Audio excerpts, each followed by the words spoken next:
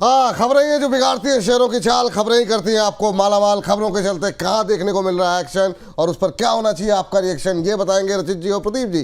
खबर बताएंगे हम, निर्णय लेंगे आप, खरीदे बेचे या बने रहें या फिर करें एवरेजिंग। तो एक एक करके तमाम खबरों को लेकर के आते हैं। स्क्रीन पर पहली खबर लेकर के आइए फटाफट और देखते हैं यहाँ पर क्या एक्शन देखने को मिल रहा है। बीएल, जी हाँ, 22 अक्टूबर के बाद यहाँ पर जो है 732 करोड़ रुपए के नए ऑर्डर्स जो है इनको मिले हैं और ये खबर सुबह ही आ गई थी। सॉफ्टवेयर डिफाइंड रेडियो टैंक सब सिस्टम के लिए कंपनी को ये नए ऑर्डर्स मिलते हुए दिखाई दिए, लेकिन cyber security solution upgrade spare और सर्विस से जुड़े ऑर्डर हैं। ये सुबह से खबर बनी हुई थी, लेकिन अभी जो है रिजल्ट भी आ गए हैं और उसके बाद जो है हम आपको बता दें कि नई रफ्तार इस शेयर ने दिखाई है, जिसमें मुनाफा 18% बढ़ा है। 1286 करोड़ रुपए रहा है मुनाफा बढ़ करके। रेवेन्यू में 25.8% की ग्रोथ देखने को मिली है, 5764 करोड़ रहे हैं। एबिटा 22% इंप्रूव हुआ है, 1695 करोड़ रुपए। और मार्जिन्स की अगर बात करें तो ऑलमोस्ट फ्लैट रहे हैं, थोड़ा 30.30 से 29.42 वो, लेकिन शानदार नतीजे, उम्मीद से बेहतर नतीजे यहाँ पर जो है निकल करके आते हुए बीएल के, और ये कॉन्फिडेंस देगा। लेकिन क्योंकि लास्ट क्वार्टर में ऑर्डर की खबरें बीच बीच में आती थी, लेकिन रेलवे हो, डिफेंस हो, रिजल्ट उतने अच्छे नहीं थे। रजी सर, आपका कमेंट। सर देखिए, रिजल्ट्स डेफिनेटली अब इम्प्रूव होते हुए दिखेंगे और लोअर लेवल पे भी हमने ये कहा था 924 पहला टारगेट होगा।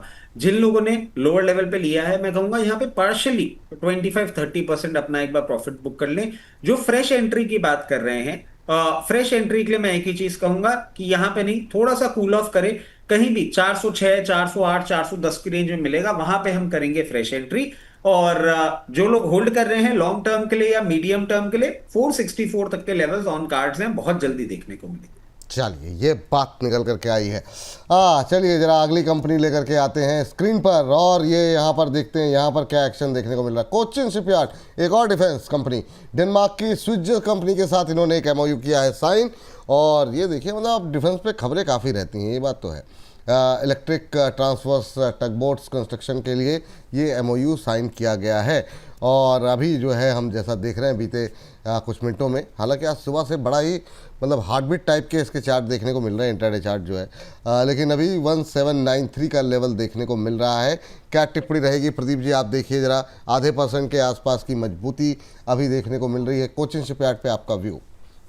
विपुल सर, बिल्कुल होल्ड करने का सलाह रहेगा और मुझे लगता है कि 1792 1794 के आसपास का जो प्राइस है, एक बार हो सकता है कि आपको 1700 के आसपास भाव फिर से मिले, लेकिन बिल्कुल बने रहिए।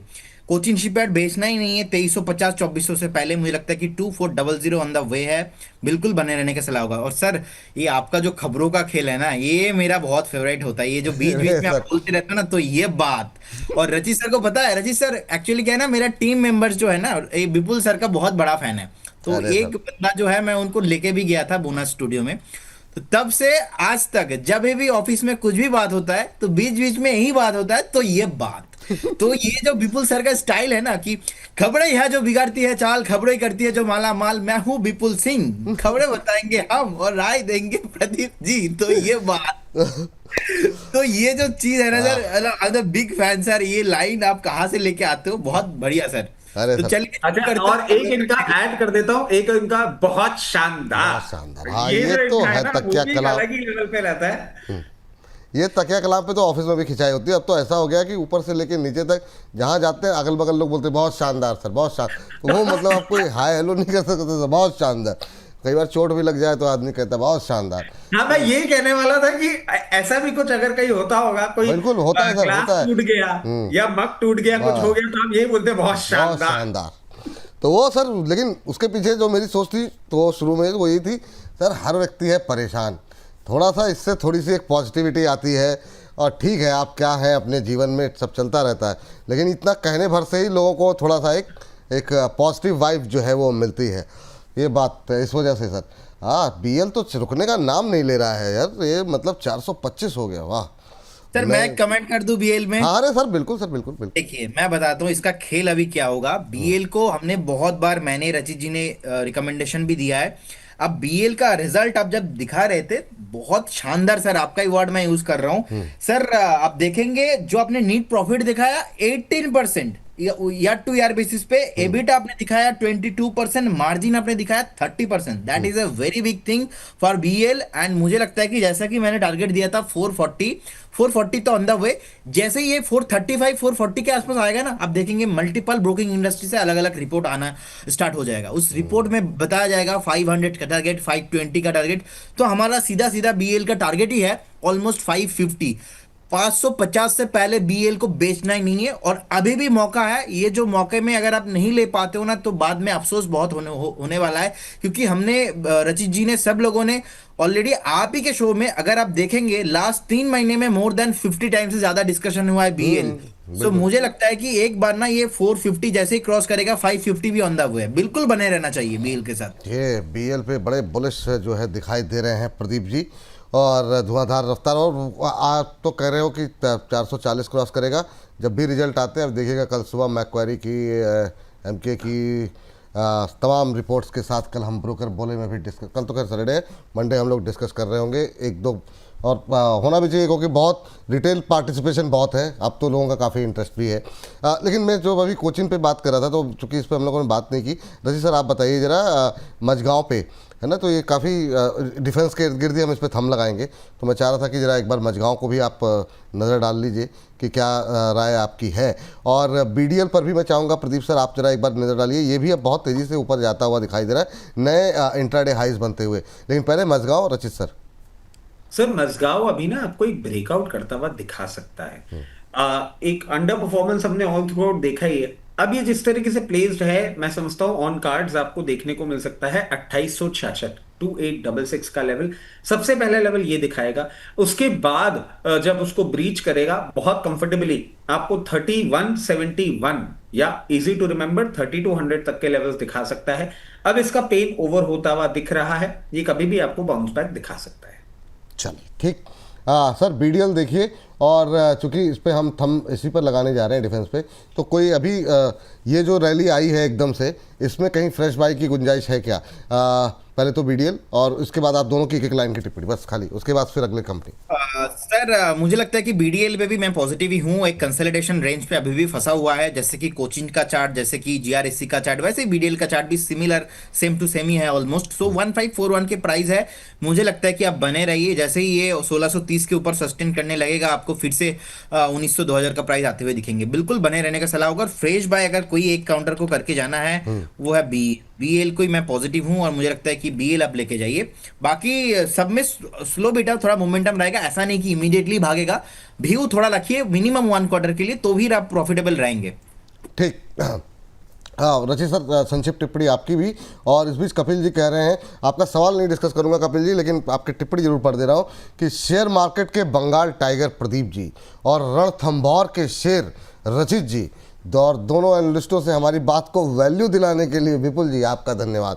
इनका सवाल सर एंथम बायोसाइंस पे है, कभी लास्ट में चलते चलते अगर आपने के बीच में देख लिया तो इस पर टिप्पणी कर दीजिएगा। लेकिन अभी के लिए जरा मैं चाहूँगा कि जो आपसे बोला फेवरेट को भी कोई है डिफेंस में जहाँ खरीद सकते हैं। सर डिफेंस में ऑल टाइम फेवरेट कोई मुकाबला नहीं, एचएएल।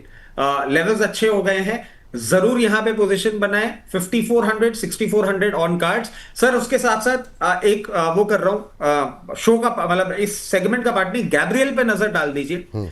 1304 रुपए चल रहा है, बहुत पहले भी हम कवर कर चुके हैं, ट्रिपल डिजिट से इसका कवरेज है।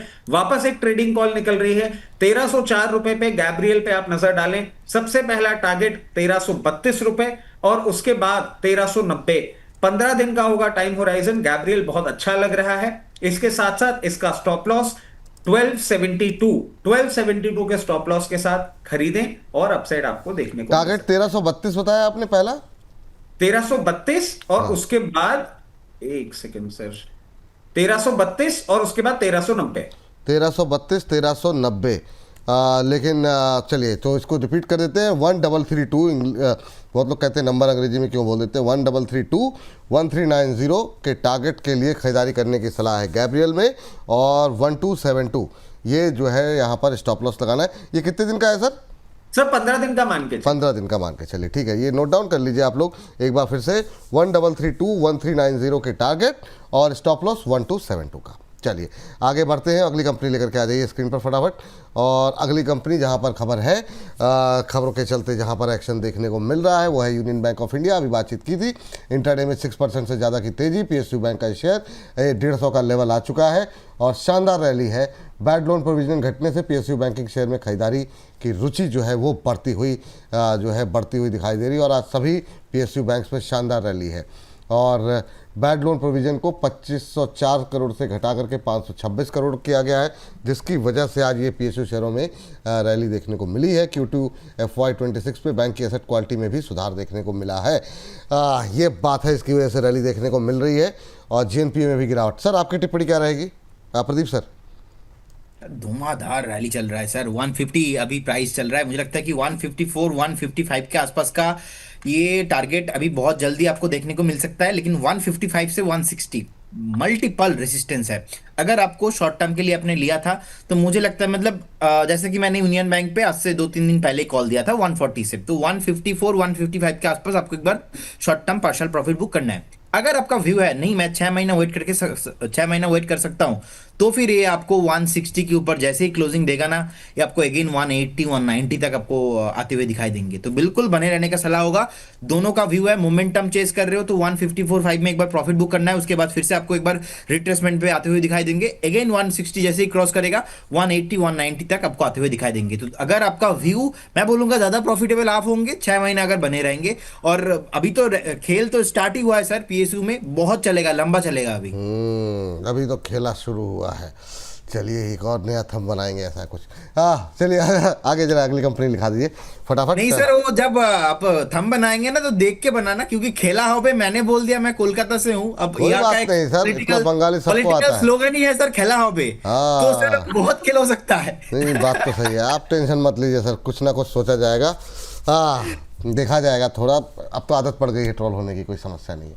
MTR सर ट्रोल की बात नहीं है सर। ये आप समझिए किस डायरेक्शन में जाने की बात कर रहे हैं। ये सर ये मतलब ये बहुत बड़ा डायरेक्शन ये जनता वाला ट्रोल नहीं है, पॉलिटिकल ट्रोल। मैं समझ गया सर। अरे खेला हो सर, मतलब पॉलिटिक्स से सर मेरे पास जानकारी में, मतलब ठीक है टिप्पणी नहीं करते हैं कोई पॉलिटिकल, जानकारी राजनीतिक पूरी रखते हैं सर। ये मतलब जो कैंपेन चला था लास्ट इलेक्शन के अंदर सब पता है। चलिए स्क्रीन पर लेकर के आइए MTR टेक को फटाफट।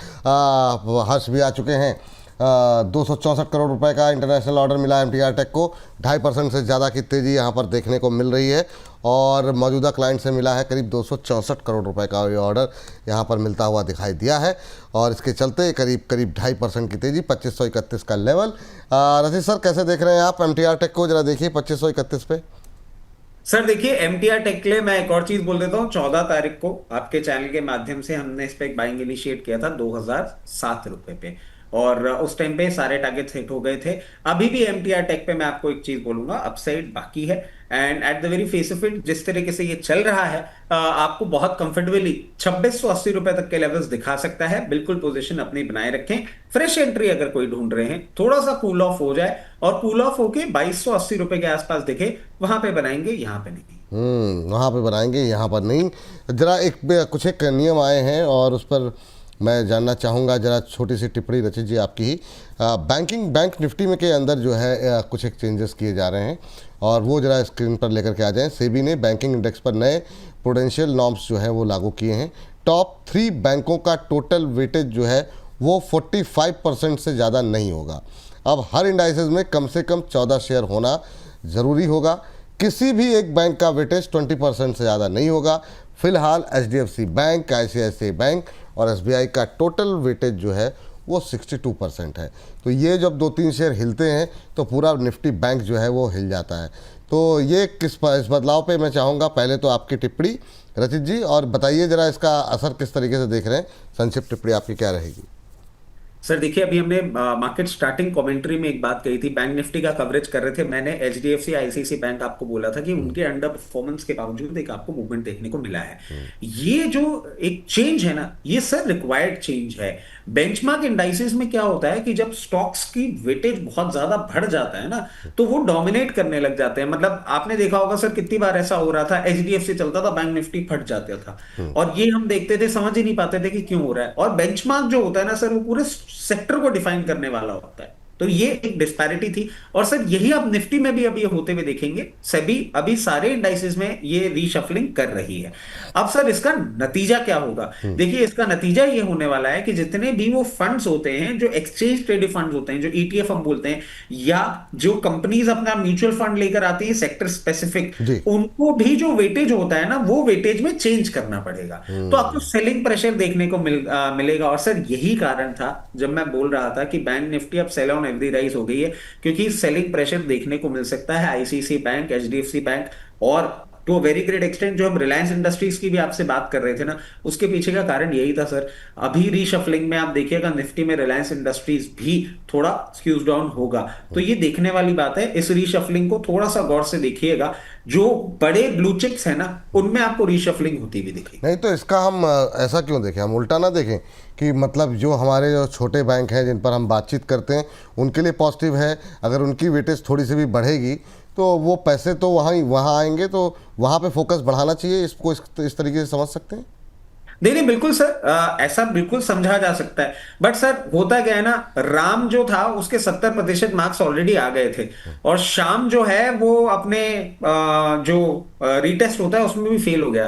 तो श्याम के बारे में तो बताना जरूरी है ना कि अभी इसको क्लास रिपीट करनी पड़ सकती है। राम परफॉर्म करेगा ही, राम के लिए तो अभी प्रदीप भाई ने बोला है कि पीएसयू बैंक्स और छोटे बैंक मूव करेंगे। ठीक। बट हाँ, बड़े बैंक्स पे ये गाज जो गिरने वाली है, इसको थोड़ा ध्यान रखिए। और इस सेगमेंट को समाप्त करें और प्रदीप जी को धन्यवाद करके आईपीओ सेगमेंट पे जाएं। उससे पहले प्रदीप सर, कोई फेवरेट बैंक आपका जाते जाते अगर आप रिकमेंड करना चाहें खबरों के खेल के अंदर?